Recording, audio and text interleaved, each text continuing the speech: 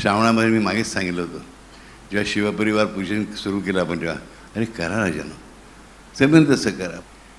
श्रावण महिन्यामध्ये मनावर सांगतो, ज्यानं म्हणून शिवपरिवार पूजन करता येईल त्यांनी जरूर करा.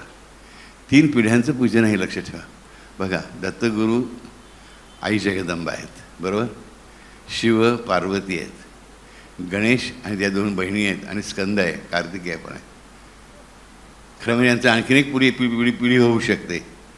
गणेश आणि गणेशाच्या 2 पत्नी, कोण, त्यांची नावं काय, रिद्धी आणि सिद्धी.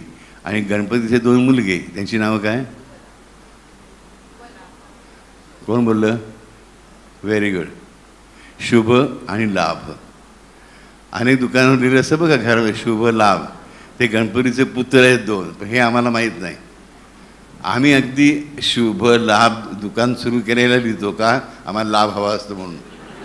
पण ते काय आहेत ॲक्च्युली, शुभ आणि लाभ हे गणपतीचे पुत्र आहेत.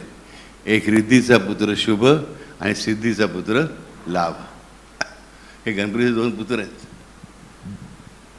ह्या सगळ्यांचं पूजन आपल्या शिवपरिवार पूजनामध्ये होतं, लक्षात ठेवा. सपरिवार पूजन आहे. आजच्या काळात कुटुंब व्यवस्था तशी पण लूज होत चालली.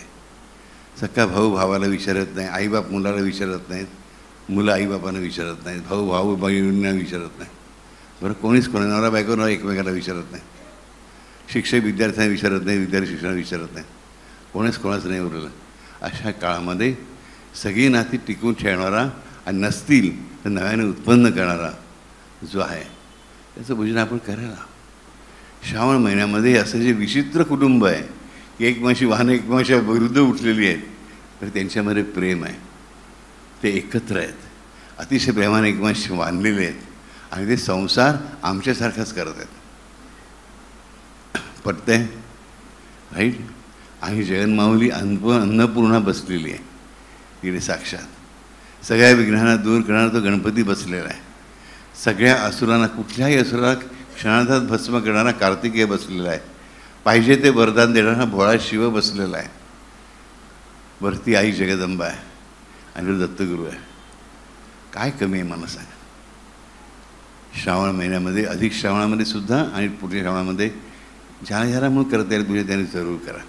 ह्या वर्षी नाही, दरवर्षी लक्षात ठेवा, ह्याच्यात भाग घ्यायचा. ते म्हणा, बाबू आम्हाला पूजन करून काय मिळतं.